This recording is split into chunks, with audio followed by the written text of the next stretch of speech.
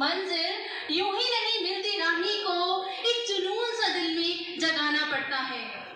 जब पूछा चिड़िया से कि घोंसला कैसे बनता है, तो वो बोली तिनका तिनका उठाना पड़ता है।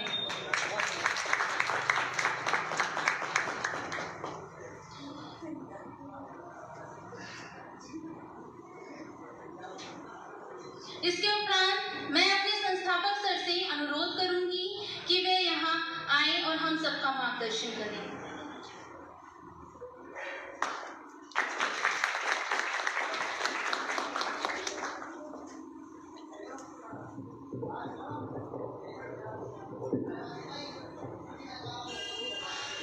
भारत माता की आवाज नहीं आई, माइक पे हूं मैं इसलिए याद आ रही है आपको बहुत सारे।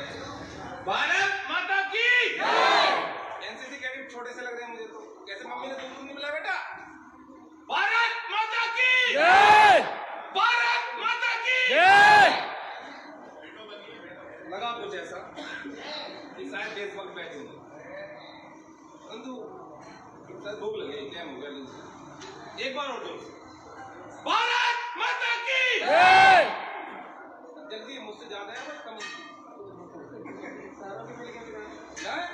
तो एक बार तो मुझसे तेज बोलेंगे ये नहीं डन। भारत माता की वैसे अब डर लगता है, मेरी माँ भारती भी लोग बागों ने बांट ली है। जो देशभक्त है वो फला पार्टी का है, जो उस पार्टी में नहीं है वो शायद देशभक्त नहीं है। मैं पार्टी इन सब की बातें कभी करना नहीं चाहता, परंतु जब हृदय वो वेदनाएं वो शब्दों को सुनता है तो कहीं ना कहीं ऐसा हो जाता है कि व्यक्ति बोलने के लिए मजबूर हो जाता है। आज का विषय बड़ा अच्छा है और उस विषय को चार चांद लगाने का कार्य हमारे सैयद आमिर अली साहब ने किया है कि उन्होंने ये सजेशन किया कि सर जब हम यहाँ गठन की प्रक्रिया कर ही रहे हैं तो हम क्यों ना उन परिवारों को भी अपने इस शुभ अवसर पर सम्मिलित करें जिन्होंने हमारे लिए अपने बेटों का बलिदान दिया है, अपने पति का बलिदान दिया है, अपने भाई का बलिदान दिया है, तो क्यों ना उन्हें भी इस गठन समारोह का गवाह बनाया जाए। उनकी बात मुझे इतनी अच्छी लगी कि बिना सेंट्रल चीफ सर से डिस्कशन किए, बिना कमेटी को बताए मैंने हाँ कर दी। इसके लिए मैं अध्यक्ष जी से क्षमा प्रार्थी हूँ, सॉरी चीफ सर से, कि मैंने इसकी आपको बाद में अवगत कराया। आज अभी अध्यक्ष जी ने काफी बातें बताई हमें संगठन के बारे में कि हमारे संगठन के उद्देश्य ये हैं और हम ऐसे ऐसे करके हम लोग इस संगठन को चला रहे हैं। सत्य घटना यह है कि हम लोग मैं 1999 में आरडीसी प्रारंभ की थी। 2000 आरडीसी का कैडेट रहा हूँ। उसके उपरांत मोस्टली सी बात है, जैसे आरपीएस बैठे हुए हैं आरडीसी करने के बाद में, भारत बैठे हुए हैं और 2-3 बच्चे हमारे ऐसे बैठे हुए हैं जिन्होंने आरडीसी करी। 4-5 साल जो है ना लगे रह जाते हैं एनसीसी के अंदर वो बच्चे जो दिल्ली आरडीसी करके आते हैं। 2005 तक हमारा लगाव प्रॉपर बटालियन से लगा रहा। जो भी अधिकारी लोग आते रहे वो बुलाते रहे। धीरे से 2005 के बाद में आम व्यक्ति के जीवन के अंदर होता है, एकदम से वो हट जाता है लीग से। अपने जीवन की जो आवश्यकताएं हैं, जैसे कहीं अच्छी जॉब्स लेना, फिर घर वाले शादी कर देते हैं। आज के समय में तो उसकी आवश्यकता नहीं, पहले ही हो जाता है। घर वाले शादी कर देते हैं, फिर बच्चे ये वो, तो उसमें जो 2, 4, 5, 10 साल व्यक्ति के ऐसे खत्म हो जाते हैं। फिर वो उसी में लगता है और लगने के बाद में फिर वो वहां से निकल नहीं पाता, वो नहीं निकल पाता। मैंने असंख्य लोगों को देखा है। मैं भारतवर्ष के अंदर घर घर घूम रहा हूँ, मैं बहुत लोगों को कह रहा हूँ, पानी पीने जा रहा हूँ। आज भी प्रदेश हम लोगों ने सभी को इन्फॉर्म किया, जिन्होंने महत्वता समझी वो पहुंचे। कोविड था, थोड़ा कोविड की वजह से थोड़ा शादी का समय है, इस समय बहुत लोगों को आने में असमर्थता रही, परंतु उन लोगों का पूर्ण विश्वास है कि हम संगठन के साथ हर समय हर परिस्थितियों में खड़े हैं, तो उनको मैं धन्यवाद देता हूँ। वहां से वापस निकलना सभी के बात नहीं है, मैं इस चीज को फील कर सकता हूँ क्योंकि मैं बड़ी मुश्किल में निकल पाया। सर आज फौज की जीवन जी रहे हैं, हमारे एनओ साहब फौज का जीवन जी रहे हैं, सभी लोग, तो वो कहीं ना कहीं हमारे जीवन के अंदर एक हमारा बेस बन चुका है, हमारा कार्य पद्धति का एक सिस्टम बन चुका है। परंतु एक चीज छोड़ के वापिस उस चीज में, उस क्षेत्र में लाना, तो रियली में वो थोड़ा डिफिकल्ट वर्ड है उन लोगों को समझाना, उन लोगों को लेके आना। तो ऐसा ही प्रयास मैंने 2010 से प्रारंभ किया और प्रारंभ करते करते करते करते मैं लगभग 2014 में इस संगठन के का गठन करने में कामयाब हुआ और 2014 में इस संगठन का हम लोगों ने प्रारंभ किया और उस दिन से हम लोग आने वाली युवा पीढ़ी के लिए निरंतर कार्य कर रहे हैं।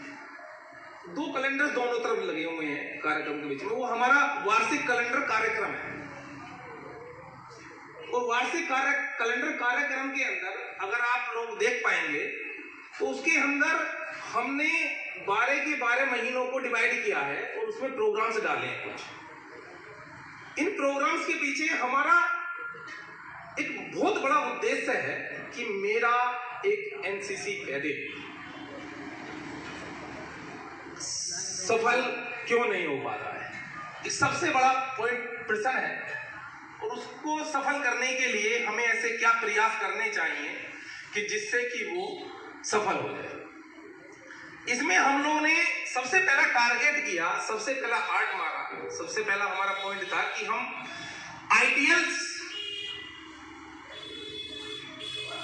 की भूमिका को बच्चों के हृदय में से अलग करते हैं। आज हमारे बच्चों के आइडियल्स हैं सलमान खान, सोहेल अली खान, ऋतिक रोशन, नए नए लड़के आ रहे हैं आजकल में, उनके नाम मुझे भी नहीं मालूम है। वो आइडियल्स हैं, उनके आइडियल्स नहीं है तो मेजर धन सिंह थापा, साहब शैतान सिंह, क्योंकि ना तो हम लोग उनको ये बता पा रहे हैं कि धन सिंह थापा कौन थे,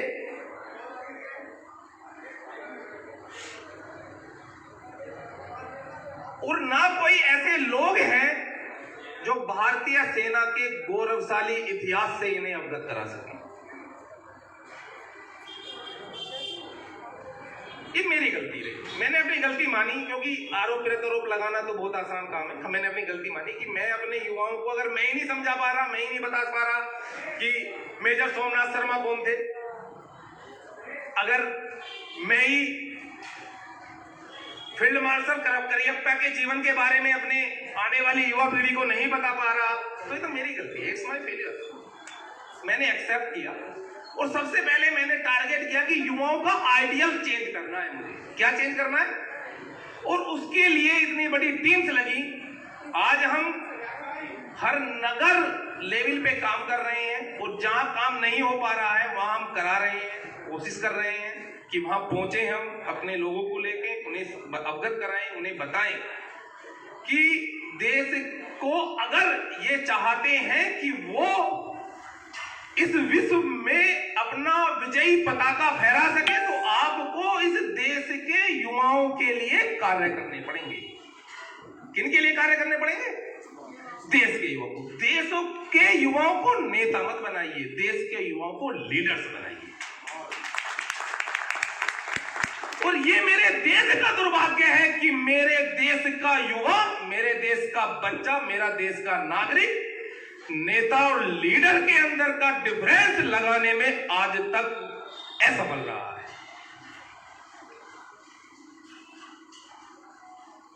एक्सप्लेन मैं करना नहीं चाहता, थोड़ा सा अंदाजा बता। लीडर्स, वो लीडर्स, लीडर्स वो लोग हैं जो नेतृत्व करते हैं और अपने जीवन का बलिदान कर देते हैं मां भारती के लिए। लीडर्स वो हैं जो आपके शहर को के अंदर आपको सोने की गारंटी देते हैं कि आप निश्चिंत होकर रात को सो जाइए, आपके पहरेदार हम हैं। लीडर्स वो हैं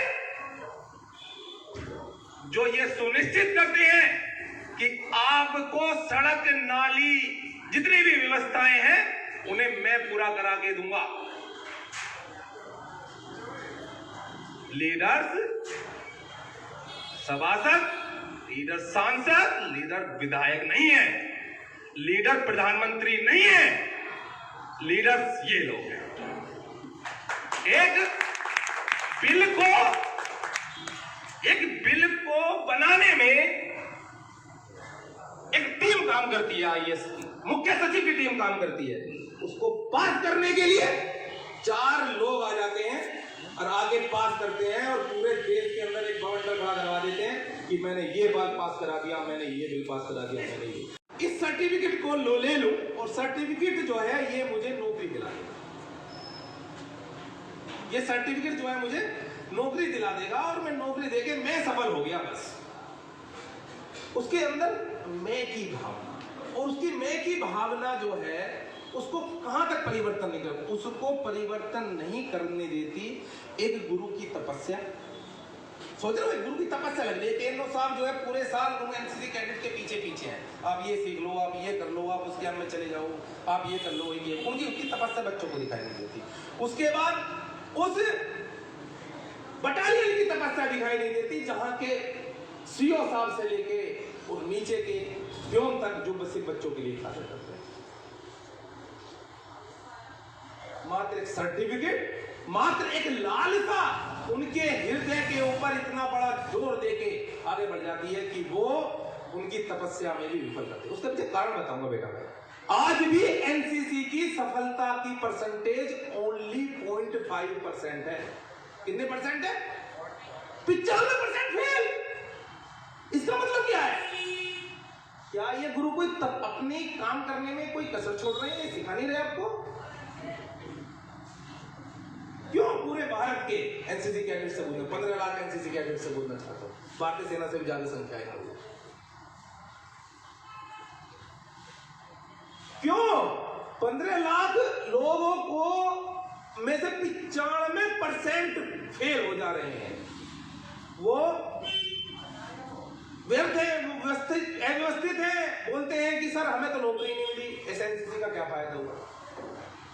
जब तक हम इस एनसीसी को स्वार्थवश देखते रहेंगे, जब तक हम कभी सफल नहीं हो पाए। क्योंकि जहां स्वार्थ है वहां सफलता कभी आ नहीं सकती। आपको ढूंढने हैं द्रोणाचार्य, बहुत सारे द्रोणाचार्य मिल जाएंगे, परंतु पहले आप लोगों को एकलव्य बनना पड़ेगा। तो क्षमता पैदा कीजिए अंगूठा काटने की, देखिए कितने द्रोण मिलेंगे।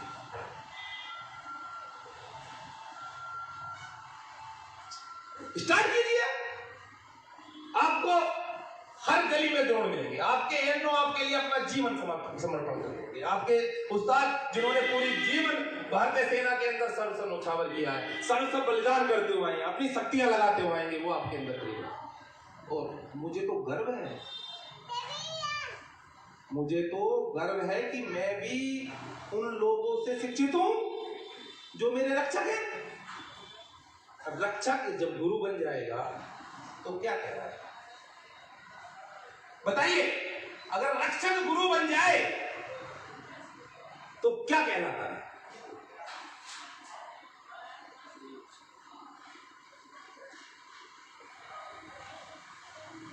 अच्छा बताइए, ऐसी कौन सी और संस्था है, ऐसा कौन सी देश के अंदर व्यवस्था है जहां रक्षक खुद गुरु बन के आता है कोई? नहीं है। एनसीसी अकेली है। स्पेशल भारतीय सेना को जिम्मेदारी दे रखी है कि जाइए मेरे देश के युवाओं को आगे बढ़ाइए। ये बेचारे लगे पड़े हैं। रिजल्ट 95% फेल हुआ। दुख हृदय के अंदर आघात लगता है, क्योंकि युवा बिजी कहां है? टिकटॉक पे। बिजी कहां है? यूट्यूब पे। मम्मी पापा सोच रहे हैं यूट्यूब पे अच्छी मूवी देख रहे होंगे, परंतु उनका उद्देश्य कुछ और ही है। दिमाग के अंदर एनसीसी सिर्फ सर्टिफिकेट तक सीमित है। ऐसे बहुत सारे विषय मेरे पास हैं जिनके ऊपर मैं प्रॉपर विद्यालयों में जाकर ऐसे सेमिनार्स अटेंड करता हूं। वो करता हूं। संगठन की बहुत बड़ी व्यवस्था है। हम लोग हर महीने मोटिवेशन कैप्सूल चलाते हैं। जो हमारे स्टेट के, जो हमारे डिस्ट्रिक्ट के चीफ होते हैं या सिटी के चीफ होते हैं, वो एक सेमिनार, मोटिवेशन सेमिनार को, उसके अंदर वो शहर के अंदर के एक्स कैडेट्स को निकालते हैं, ढूंढते हैं, खोजते हैं। अच्छे पदों पे आईएएस है, आईपीएस है, बड़े अच्छे पदों पे एक्स कैडेट बैठे हुए हैं। परंतु ये प्रक्रिया कब की है? ये 2005 से पहले की है। परंतु अगर 2005 के पीछे के बाद के रिजल्ट्स देखें तो फेलवर्स की संख्या बढ़ी है। बहुत अच्छे पदों पर बैठे हुए हैं। हमारे प्रधानमंत्री एक्स एनसीसी कैडेट है। तो जब एक एक्स एनसीसी कैडेट विदेश मंत्री बन सकता है, सुषमा स्वराज जी, जब एक एक्स एनसीसी कैडेट प्रधानमंत्री बन सकता है, एक एनसीसी कैडेट आईएएस आईपीएस बन सकते हैं बड़े, तो हम फेल क्यों हैं?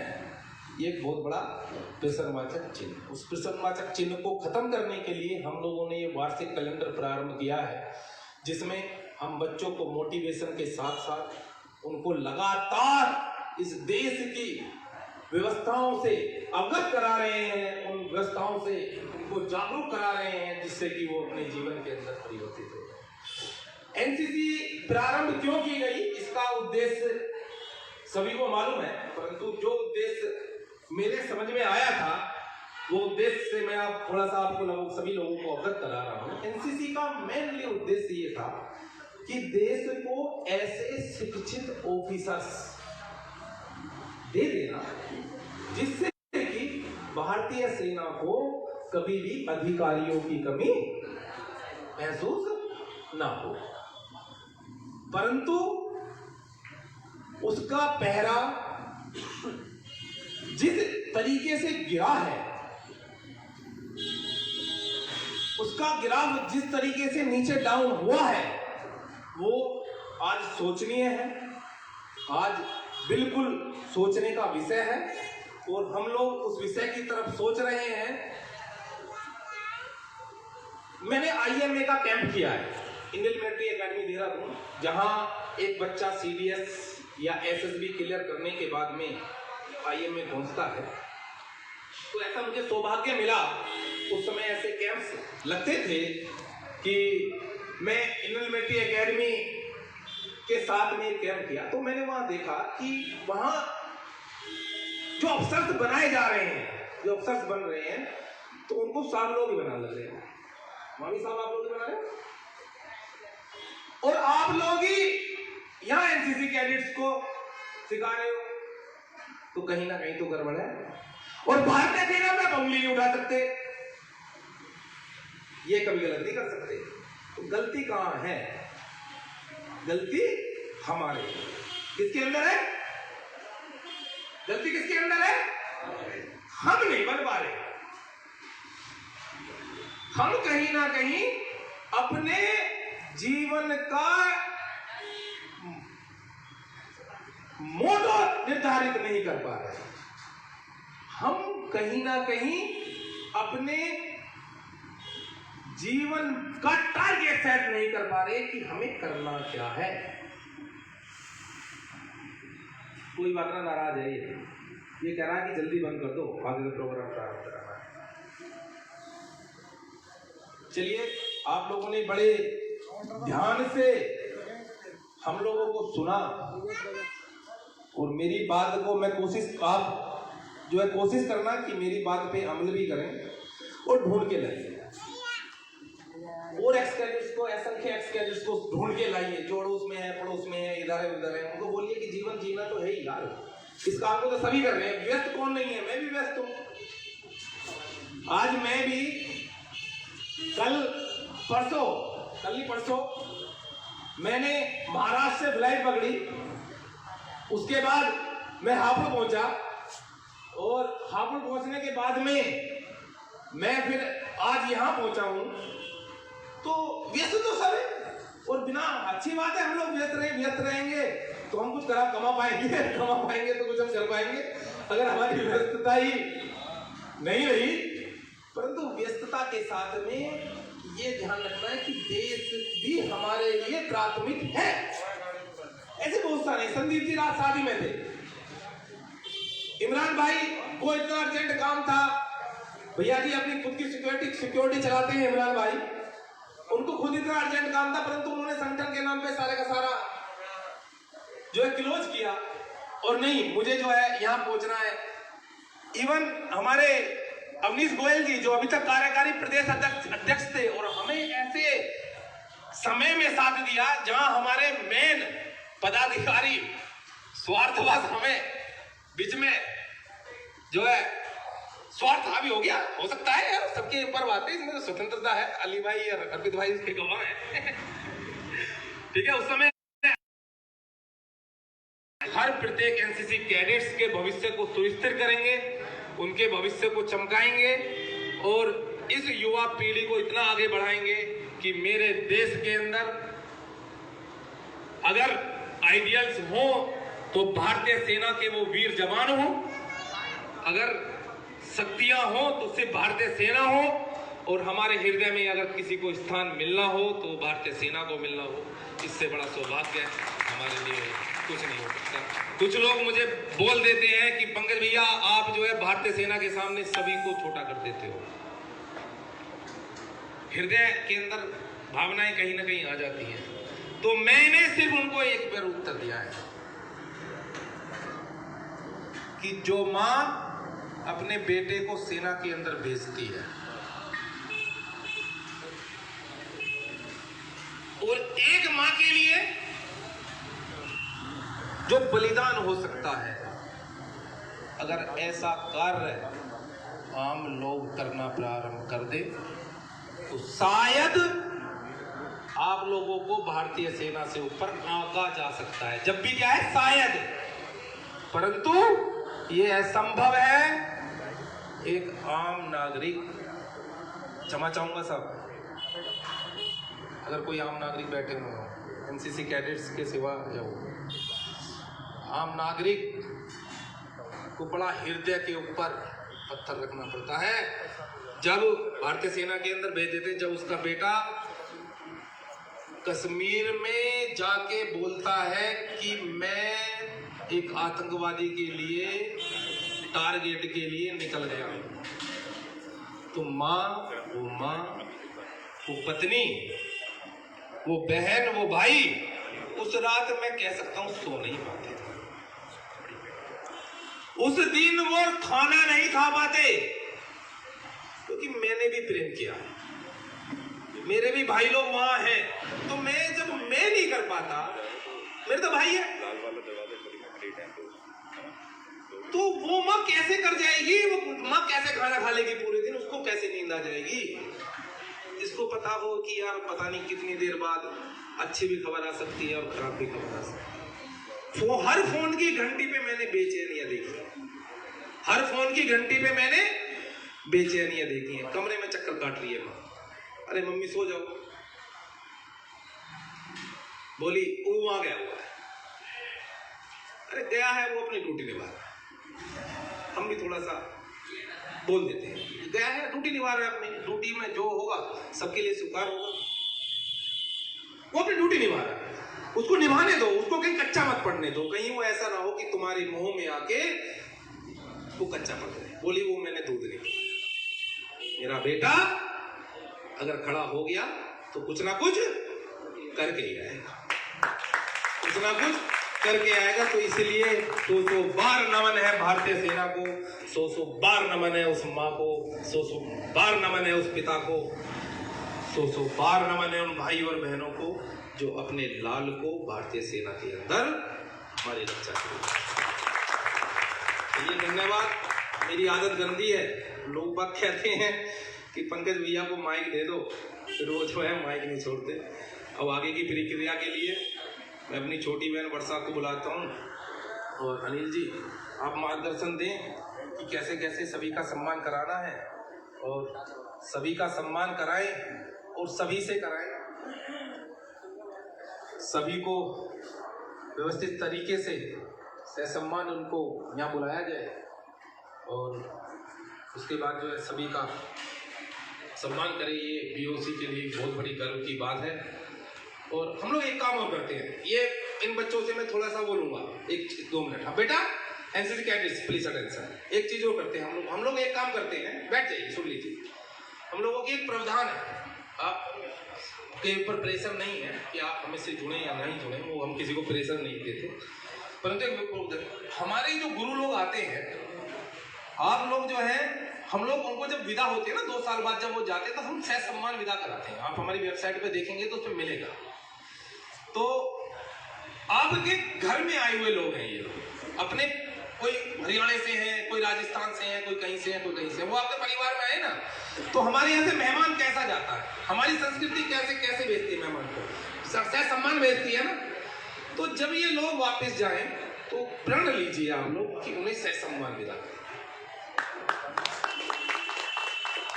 उनको सम्मान विदा करेंगे। और आप लोगों को व्यवस्था नहीं तो अली भाई हैं, सैयद भाई हैं, अली भाई बरेली ग्रुप के इंचार्ज भी हैं, तो जो भी व्यवस्था है अली भाई देख लेंगे, कोई ऐसी बात नहीं है। तो अली भाई को आप अवगत करा सकते हैं। 23, 24, 25 जो भी हमारी बटालियंस हैं, मुरादाबाद में 2 बटालियन है, 23, 24, दोनों बटालियंस को तो आराम से कर सकते हैं। बरेली में 26 है, उसको आराम से कवर कर सकते हैं। तो वो वहाँ हमारे जिसान भाई हैं, और हमारे जो है ग्रुप चीफ, हमारे सबसे बड़े जो यहाँ बैठे हुए हैं हमारे पिंकेश भाई जी, तो उनको अवगत करा सकते हैं। ग्रुप चीफ हमारे पिंकेश भाई बैठे हुए हैं मुरादाबाद से, तो उनको अवगत करा सकते हैं कि जो भी जाए बता दें, हम लोग सहयोग करेंगे जितना भी हमारे से सहयोग होगा। और सम्मान जो है भारतीय सेना से जो भी 2 साल के लिए आते हैं, 2 साल बाद उनके रिलीवर्स आ जाते हैं। जैसे हमारे भी ऑनरी कैप्टन साहब के आर्म साहब रिलीवर आए हुए हैं, तो शायद मुझे भी पता अवगत हुआ है कि कप्तान साहब शायद कल जा रहे हैं। तो सर मैं क्षमा चाहूँगा, और जो है मुझे अगर पहले से अवगत होता तो मैं कुछ और भी अपने लायक जो है, ठीक है, कुछ ना कुछ अवश्य करते, परंतु मुझे अवगत नहीं था कि आप जा रहे हैं। मुझे सिर्फ सैयद भाई और साहब के थ्रू ये पता चला कि कप्तान साहब हैं, ऑनरी कैप्टन जो हैं साहब हुए हैं, तो साहब का भी सम्मान पत्र आना चाहिए। तो सम्मान पत्र तो हम साहब का ले आए हैं, परंतु हम लोग 3 चीज देते हैं साहब लोगों को, जो हमारा प्रावधान है संगठन का। एक तो हम लोग एक मोमेंटो देते हैं, मोमेंटो के साथ में सम्मान पत्र देते हैं, और एक जोड़ी कपड़ा देते हैं हम लोग, बड़ा छोटा सा एक जोड़ी कपड़ा देते हैं, सफारी सूट का बढ़िया सा, साफ जाए सोच जाता है। छोड़ लो हाँ ठीक है। तो एक जोड़ी हम सफारी सूट का कपड़ा देते हैं, जिससे कि साहब जाएं और साहब के हृदय में ये लगे कि मैं उस बटालियन में गया था, उस बटालियन के एक्स कैडेट्स, उस बटालियन के एनसीसी कैडेट्स इतने अच्छे थे कि उन्होंने, उनके बीच में 2 साल मेरा बड़ा अच्छा निकला, और उन्होंने जब मुझे विदा किया तो मैं उस विदा को, उन बच्चों को जीवन में कभी भी भूल नहीं। तो एक सबसे बड़ा सम्मान ये है, और वो जरूर हो। धीरे धीरे चाय पीते रहिए आप लोग, चाय की प्रारंभ यहाँ से प्रारंभ कर दीजिए, आगे से प्रारंभ कर दीजिए। और जब तक मैं अनिल भाई और वर्षा जी को बोलूँगा कि वो अपना वो करें, प्रारंभ करें, धीरे धीरे एक परिवार से को सम्मानित कराएं। धन्यवाद। और अगर मेरी किसी को कोई बात गलत लगी हो तो मैं क्षमा चाहूँगा, और दोनों हाथ जोड़ के जो है मैं सभी से पुनः कि मेरी से कोई गलती होगी तो मुझे क्षमा करें। और सब लोग थोड़ा सा एक बार भारत माता की जय तो बोलेंगे मुझसे तेज पक्का टाइट चलिए पक्का डन बोलेंगे चलिए भारत माता की जय माइक लगा मैं इसलिए तुम्हारी मिल जा रही भारत माता की जय। यहाँ के जो एसडीएम बैंकिंग साहब है ना पता नहीं चल रहा कि एनसीसी वाला प्रोग्राम चल रहा है। एक बार बोल दो भारत